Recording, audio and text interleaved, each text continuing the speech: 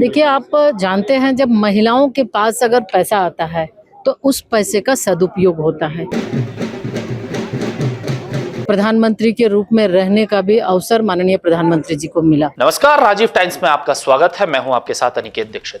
इंदौर से बड़ी खबर सामने आई है, जहां केंद्रीय मंत्री अन्नपूर्णा देवी यादव ने महिला सशक्तिकरण और केंद्र राज्य योजनाओं को लेकर बयान दिया है। उन्होंने कहा है कि महिलाओं के खाते में सीधे धन पहुंचने से उसका उपयोग बच्चों की शिक्षा, पोषण और स्वास्थ्य पर होता है। उन्होंने प्रधानमंत्री नरेंद्र मोदी के नेतृत्व की भी सराहना की है। आपको बता दें, इंदौर में केंद्रीय मंत्री ने मीडिया से बातचीत में कहा है कि महिला सशक्तिकरण के लिए कई योजनाएं चलाई जा रही हैं। मध्य प्रदेश की लाडली बहना योजना जैसी स्कीमें अन्य राज्यों में भी लागू हैं, जिनमें महिलाओं के खातों में सीधे राशि ट्रांसफर की जाती है। उन्होंने कहा कि इससे महिलाएं आत्मनिर्भर बन रही हैं और परिवार के साथ देश के विकास में अहम भूमिका निभा रही हैं। उन्होंने बताया कि केंद्र और राज्य सरकारें मिलकर पोषण, शिक्षा और स्वास्थ्य पर विशेष काम कर रही हैं। केंद्रीय मंत्री ने प्रधानमंत्री नरेंद्र मोदी के 12 वर्षों के कार्यकाल को ऐतिहासिक बताते हुए कहा है कि यह हम सभी के लिए गौरव का विषय है। उनके नेतृत्व में सबका साथ, सबका विकास के मंत्र के साथ गरीब, युवा, किसान और महिलाओं के लिए लगातार काम हुआ है।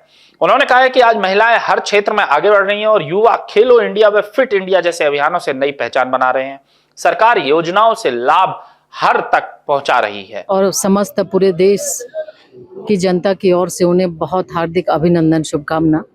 और ये हम सब के लिए बहुत ही गौरव का क्षण है कि हम भारतीय जनता पार्टी के कार्यकर्ता, जो विश्व के सर्वाधिक लोकप्रिय नेता आदरणीय नरेंद्र मोदी जी हैं, उनके सानिध्य में हम सभी कार्य कर रहे हैं।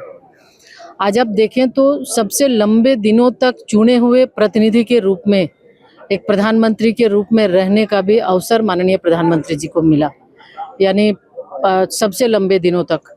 और उसके साथ साथ विश्व के सर्वाधिक, हमें लगता है 32 देशों का जो देश का सर्वोच्च सम्मान माननीय प्रधानमंत्री जी को मिला।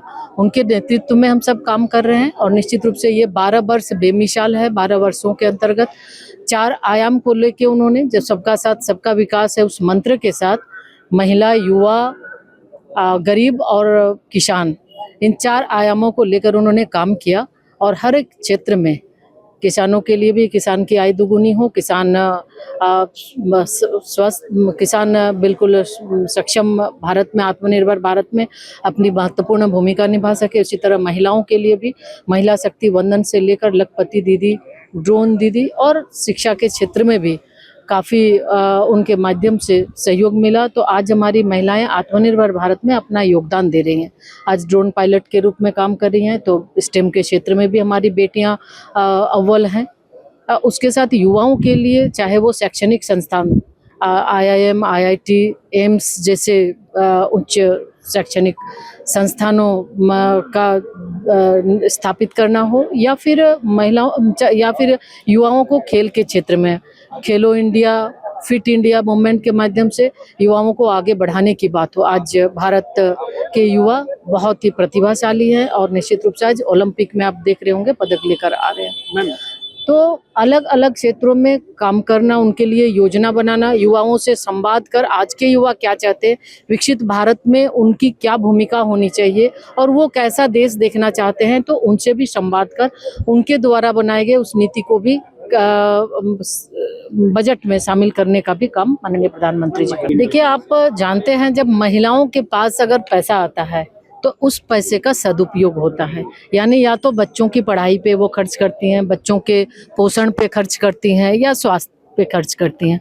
तो निश्चित रूप से आज जिस तरह से हमारे महिलाओं का पहले जब आज उनके खाते में सीधे जो डायरेक्ट बेनिफिट है ट्रांसफ़र, उसके माध्यम से सीधे उनके खाते में पैसा आता है और उस पैसे का सदुपयोग होता है। वो आत्मनिर्भर भारत में भी अपनी महत्वपूर्ण भूमिका निभाती है। बच्चों के साथ, परिवार के साथ देश को भी आगे बढ़ाने में उनकी अहम भूमिका है। और इसके अलावे कई सारे योजनाएं भारत सरकार हो, राज्य सरकार हो, राज्य सरकार के माध्यम से किए जाते हैं।